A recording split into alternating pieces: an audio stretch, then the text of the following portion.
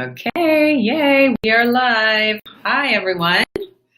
I'm Robyn Young. I am a member of embark.live, and I am doing this live today to give you a little preview on a workshop that I have coming up later this afternoon called Brand Marketing, How to Thrive in a New Digital Era.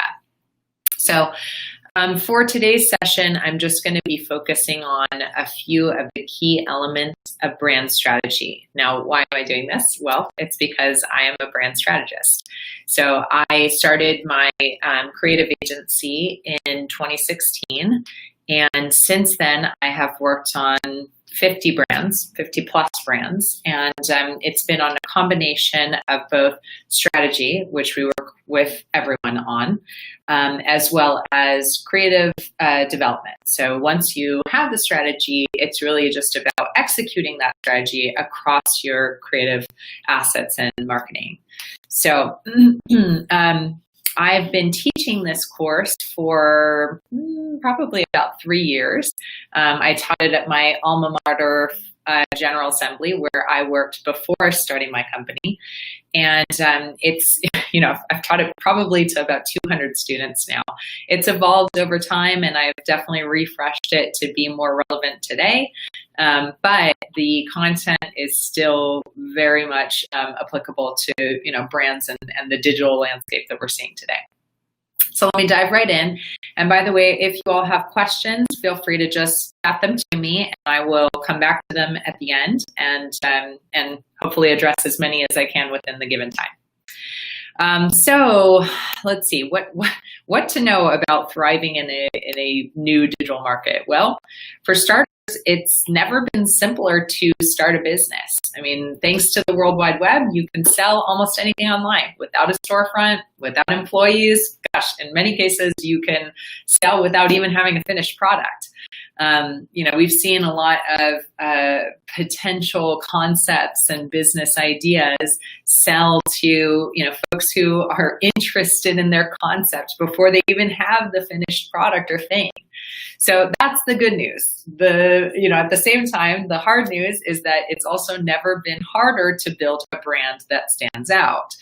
As markets, and nearly every market is this way now, are becoming more and more saturated, and as consumers, viewers, we're seeing more and more advertisements every day, it is really hard to capture the attention of potential customers. Your amount of time of actually gaining that traction is narrowing. You have about 30 seconds, if that, to really capture somebody's attention. So the name of the game is not creating the best product, unfortunately. I see a lot of great products out there that just don't get the traction because they're not clear. And unfortunately, if your idea isn't clearly communicated, it doesn't really matter how great it is. Same thing with your product. If you're not clear about how you solve a problem, who you're speaking to, what you stand for, what your purpose is, you're really just adding to the white noise. It's just become an opportunity lost for you. So unfortunately, it's just not enough. You cannot just depend on the value of your product anymore. It's about how you communicate that product. It's about knowing your audience. It's about understanding the place that you hold in the market, the position that you hold in the market, what sets you apart from your competitors. So that's a lot of what we're going to be talking about today in this workshop, which, by the way, I've just been informed is sold out. But the good news is, guys, that since there was such a strong response to this workshop, I am going to be hosting it again. I will work with the Embark Live team to get that figured out. So there will be another one coming. But make sure that you jump on that one because it's likely to sell out as well. Anyhow, so there's a few key components that we're going to be talking about in terms of building out a brand strategy. So when we work with customers, there's a few key things that I need answered before I can do anything else. Now, our strategy builds on top of those things. There's a lot that we work on in strategy that I'm not even covering today because there's just no way to cover everything within the time frame. But I'm giving you the key elements that you need to have before you can really build anything, before you can even think about starting a brand. So the first thing, and it needs to be said here, I think too often folks get very ingrained in having a logo. They put all of their emphasis into the aesthetic or into creating their marketing materials. Let me have you take a huge step back and understand that having a logo does not mean that you have a brand, right? The two are not one and the same. A logo is a representation of your brand, but it is not your brand, right? So first and foremost, the thing that you need is a purpose. You need to understand what your why is. So what this means is, what's your reason for existence beyond just selling products? If you think that you're just selling products and that's your business, you're kind of missing the point when it comes to branding. So purpose goes much farther beyond. Is it about, is it about encouraging a more sustainable world? Is it about challenging the others in your space, in your other competitors in the space? And in what angle are you challenging them? So, part of just figuring out what your lane is figuring out what's important to you. One of the best ways that we recommend that our customers start thinking about this, one of the best ways that you can answer this for yourself, is to really think strategically about your market. What pisses you off about the market? Like, where do you feel like there's this large gaping white hole, of opportunity? And then how can you become the antithesis of everything that already exists? That's generally a really good, solid first way to start thinking about a brand that can be really sticky. So Lemonade being a perfect example of this. So their tagline, forget everything that you know about insurance, and also just like the look and feel of the brand. It starts by understanding that their purpose was about becoming the antithesis to what they felt other insurance companies were, right? And so it's not that people use them because they've got this great look and feel that feels a little bit more, approachable and things like that. They use them because they're very clear in what their position is. They understand who they are in the space that they fill in the market. And then every creative decision that they make is just about further communicating that positioning and that purpose. So the first thing, hands down, the first thing that you need if you're going to build a brand, not just a business, if you're going to build a brand, is you have to understand what your purpose is. Second thing is audience. And you can see how these things kind of go hand in hand. I think one of the main problems that I see in the beginning with a lot of brands is they try and pander, right? And there once was a time when in marketing, we would look at things based off of, okay, my product could be used by anybody who's 18 to 65. Those days are gone. Unless you have an endless budget, you do not have the luxury of pandering to everyone. You must pick a lane. You must figure out your niche and only move on to other markets once you have developed your name within your selected niche. Every successful brand starts with just a single ideal audience, and they've really used that to just capture their attention, to create that brand awareness, to stake their flag in the sand, or however the saying goes. The point is that carving out a niche market and positioning yourself as the go-to for a specific audience not only establishes your credibility over competing generalists, but it also results in a more focused business. From your unique value proposition to your content marketing, it makes it much easier for your right customers to say, they're speaking to me. This is for me. So the more that you can lean into who that audience is and then only expand from there once you've really captured that market, the better off you're going to be in terms of creating a really sticky brand that cuts through the white noise of our digital market. Now, the other thing is your secret sauce, or what we call your secret sauce. A lot of other people know it as a unique selling point or a value prop. So you cannot just be a Me Too brand. You have to be somebody that has something new to offer. You have to have something that's different, and not just different, but different in a valuable way for your customer base. So whatever this looks like, it could be a difference in your product. It could be a difference in your experience. It could be a difference in how you produce the product. Whatever it is, it needs to both be something that's significantly different and also something that has value in its difference. So to give you a perfect example, let's say that you were to start a restaurant that is just like every other restaurant on the block, but you include, green interior, green chairs. Yes, it's different, but it's not different in a way that actually impacts or is valuable to your customers. Do you see what I mean? So I think too often we tend to get caught up in having different features, and the experience, yes, could be, it could include some differences, but it's not valuable enough to make somebody want to switch from something they're already comfortable with. So especially if you're the new guy on the block, you have got to provide a valuable reason for why somebody should, leave something that they know, a brand they're already familiar with something new. How can you build that trust? Well, you have to be, first of all, really clear on what your unique selling point is. What is your secret sauce? And two, you have to be so good at communicating why it's valuable to your customers.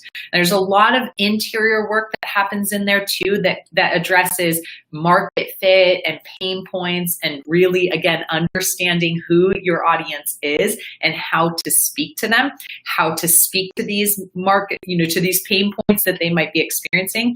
A lot of times it may not even be directly related to your product. So you have to just be able to put yourself into their shoes and think like your customer. So how well you are actually communicating these three things are the key ingredients to creating a really solid foundation for a brand, not just a business, a brand. Okay, I'm going to leave it there and see if there's any questions from you guys. These are the few key things that we're going to be touching on in today's workshop. And let me go to, let's see. All right, I don't see any questions yet, but if you guys have any. Oh, okay, first question. I have a new product idea that can work for all ages. How do I find the data to zone in on that target market? I agree with the niche market idea, but what's the best avenues to find that audience? Great question. So you can work with a market research company to do this.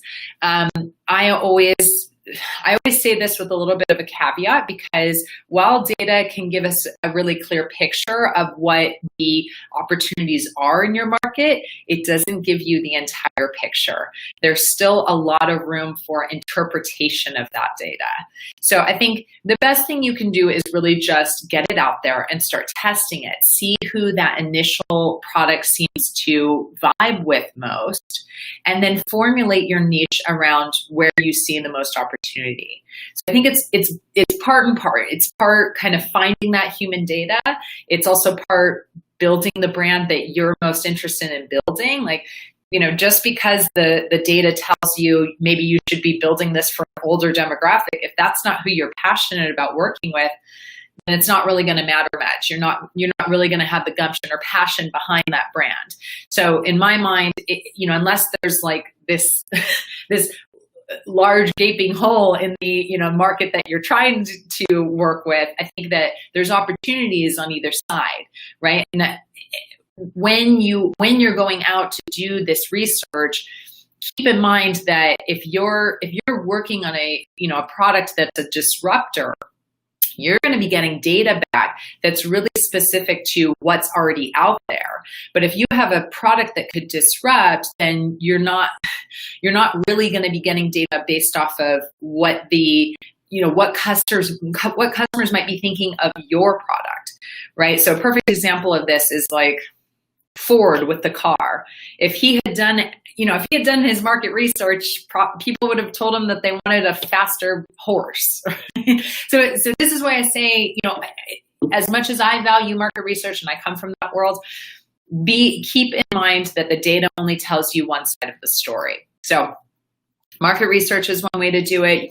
You can also do your own kind of human data research. You can get some focus groups together that are made up of who you think you want to market to. It's sort of part aspirational, part what are the opportunities in your market. You might also do a CNC analysis. See if there's an area of the market that's not currently being addressed by one of your competitors, because that can also provide some opportunity. Great question, though. I like that one. Okay. Sorry, I'm looking from two different places for for questions here, so bear with me. All righty. I think I just see a lot of folks trying to, oh, here we go. What are those three things again in bullet? Yep, the three things are your purpose, your audience, and your secret sauce. It would be amazing if these opened up with who you are and a bio company where we can reach you. Yes, so I did actually start with that. My name is Robyn Young. You can reach me on embark.live, and my company is actually called Robyn Young & Co. It's a creative agency. I started it in 2016, and we worked with over 50 brands.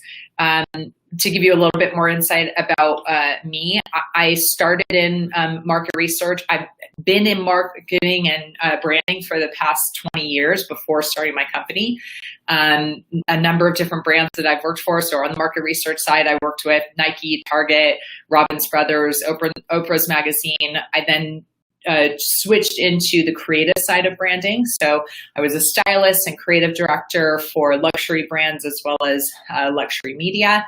I then moved over into the digital world in about 2010 or so. That was right when Instagram was making its first splash, and I became a brand manager for influencers. And then after that, I capped off my experience working in branding and marketing for two education companies. The first one was UCLA, and the second was General Assembly. And then after leaving GA, I started my company. So that's the bio and background on me. Let's see. I have a market group in mind, but I'm having a hard time figuring out how to market to them online, apart from Instagram and social media, which is not easy to penetrate. Over 37 urban women. Yeah, so here's the thing to know about digital marketing. Social media channels are becoming inundated.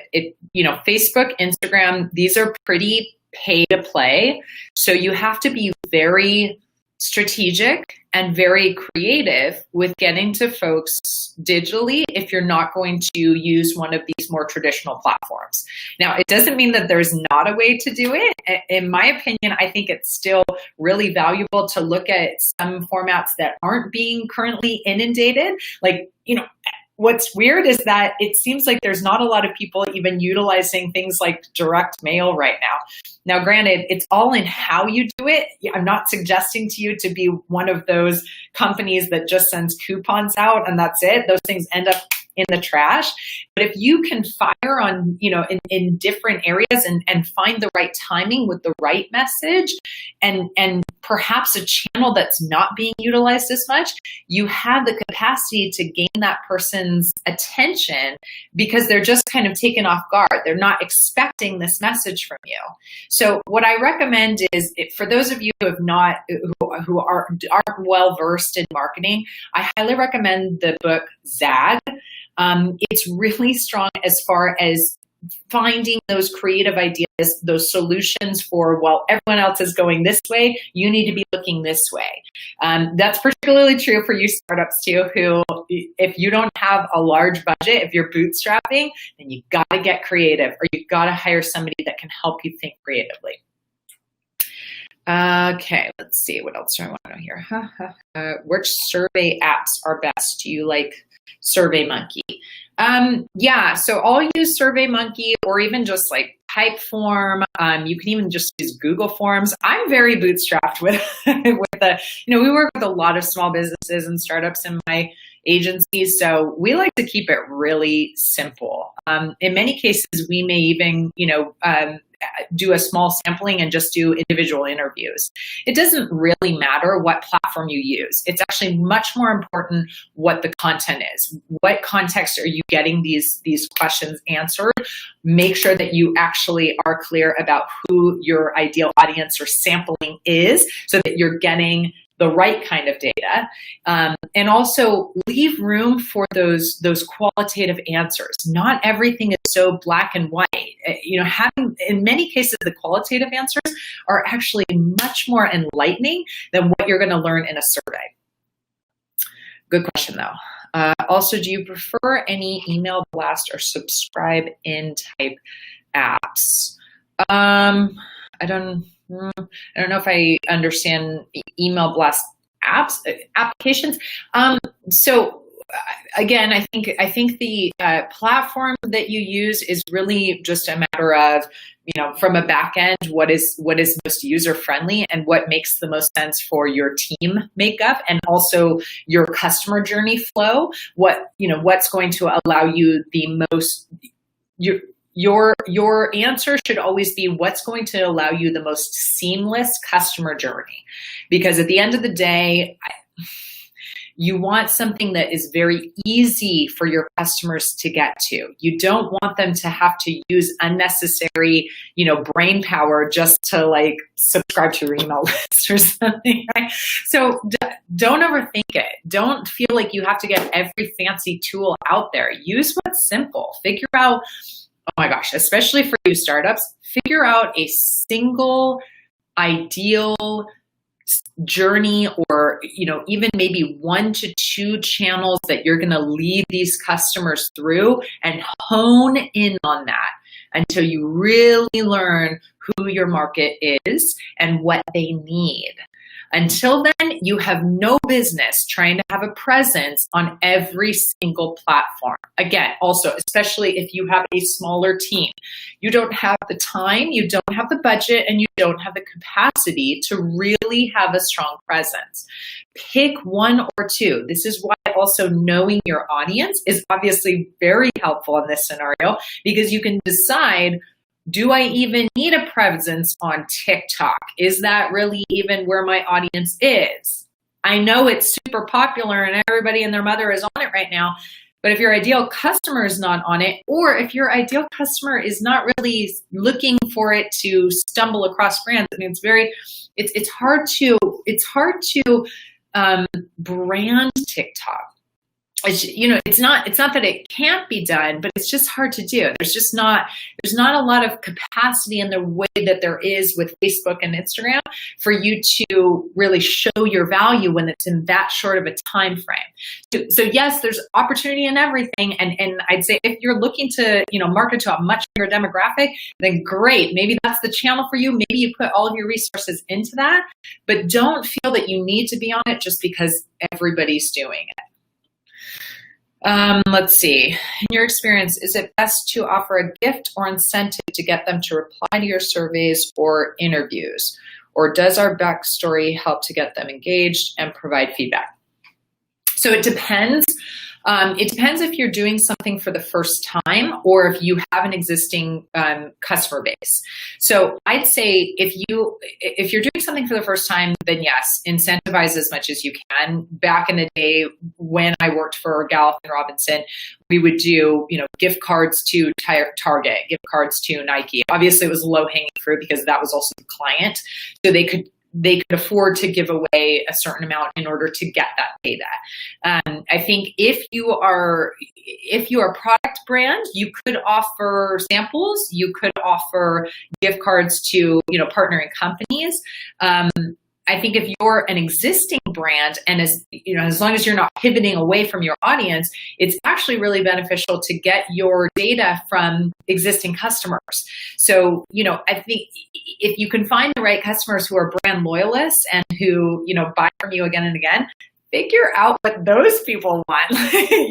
Create a sampling that's just them and more of them, right? Because that's going to give you the insight that you need into, maybe especially right now, figuring out, do they have new needs that you're not addressing? How have things changed for them, particularly as we're in a pandemic right now? How have things changed for them? How have, are they still valuing, prioritizing things the same way as they normally did within your, within your demographic? A lot of you are in the fashion business. So, things like shoes, we're just not buying shoes as much because we're staying at home, and we're not, like, people aren't really seeing that as much. So do you see what I mean? So it's about kind of understanding, have things socially, professionally changed what your customer needs. Getting that data, that feedback it can just help you to create not only like a better marketing strategy, but a better content strategy. At the end of the day, everything should be about, are you either moving the experience forward for existing customers or moving an experience forward for new customers? Really, everything should kind of fit into those two categories. Okay, sorry, I missed a lot of questions here. Okay. Are market surveys a good way to find your market? If so, what's the best way to organize a market survey? So I know we've talked a lot about market research in this, probably because I come from this background. I'm sure that that's probably why the questions are coming up. Honestly, it's been a while since I've been in that industry, so I don't feel super well versed in giving you a lot of that information. But I will say this. It will depend on your budget. Market research companies are not cheap to work with. So if you don't have the budget, I would not spend your entire budget just doing the market research. Because again, at the end of the day, you'll never know for sure until you get something out there. So in my mind, and maybe it's because I also come from a tech background where, it's about establishing an MVP and being very agile and, kind of figuring it out as you go and continuing to up the fidelity as you start to figure out more and more about your market. So I tend to be of the mind that, yes, it's great to have market research if you have the budget to get that. If not, if you can find a bootstrapped way to get it yourself through the ways that I just mentioned, then that's going to be the best way, because then you have a little bit more direct insight into what that data is and the quality and the sampling and what it means. Like, almost as important as having the data is figuring out what it means, figuring out how to read it. So make sure that you have somebody who understands how to do that.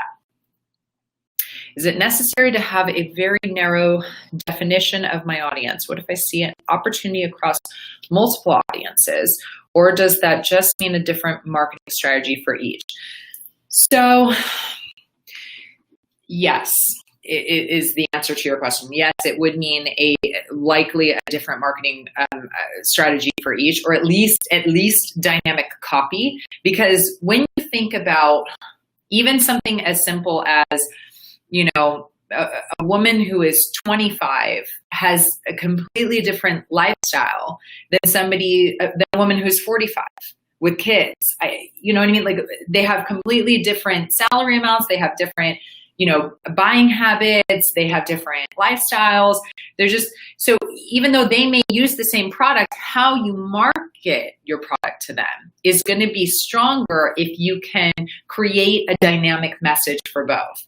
When you try and pander, it's too general of a message. So you can do that if you've already got the brand awareness. But when you're at the beginning, the reason that we say to pick a lane, to pick a niche, is because in order for you to compete with these companies that already have brand awareness, you have to be focused. You have to be strategic in your messaging, in your positioning. And the only way to really do that, to create something really sticky that speaks to your audience, is to pick an audience. And then again, you can expand from there. But if you're starting a new company, my recommendation is choose one audience to win right now, and then you can expand from there. Okay. Feel social media burnout, don't we all? I'm kind of old school in a way. Do you offer a worksheet or checklist to flesh out how you can help my biz? Thanks. Yes, so I do offer a worksheet. I will be giving it out to the folks who come to my workshop today. I don't know if Embark would be willing to send that on or make that downloadable for all of you. I will ask them, and we'll see. I'll get back to you on that. Good question. You mentioned the book about marketing and author again. Yes, the book is Zag, and it's by Marty Neumeier. Let's see. Gosh, so many great questions in here. What's the most creative bootstrapping types marketing you've seen? The one that comes to mind is, I believe it was Richard Branson. I think it was in his early days of Virgin. Would be like, you know, would get would be like streaking at parties and you know, using like hot air balloons and things like that. I mean, it's amazing to see some of the more creative ways that people use to, you know, to get brand recognition. Maybe a more recent one that I've seen, which is not necessarily a small company, but I still thought that they're kind of on the up and ups. I think it was Bumble. Bumble did this partnership with a moving company in order to help folks who wanted to get out of their relationships move during quarantine. Now, that may not have been like sold as a bootstrap marketing idea, but I think it's brilliant because at the end of the day, it was a partnership. It was like a short-term thing. It's funny. It's also just very useful. And it's a very different way to market the value of that company, which is, you know, it's meeting somebody new, it's new experiences, it's a new opportunity, it's something new in your life, right? But they looked at, okay, well, how can we help somebody in our ideal audience get there?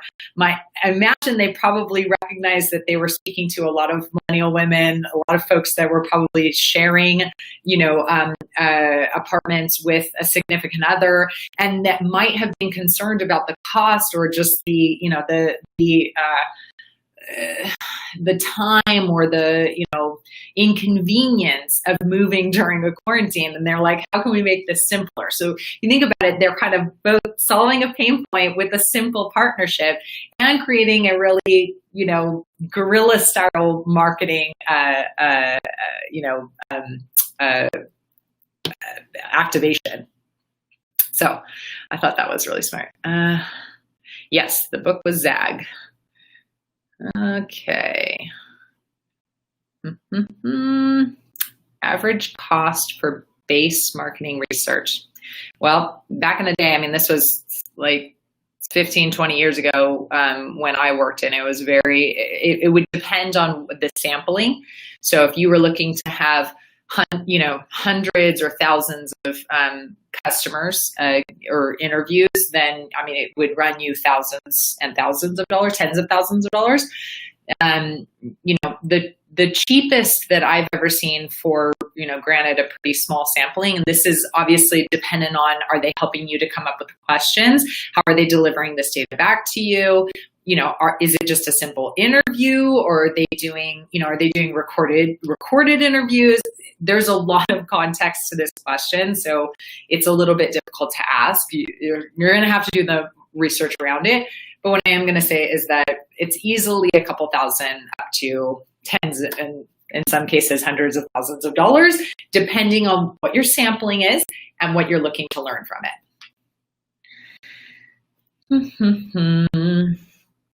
Have you read Blue Ocean Strategy? No, I haven't, but I'm very interested. I'm intrigued now. I'm going to add that to my list. Thank you.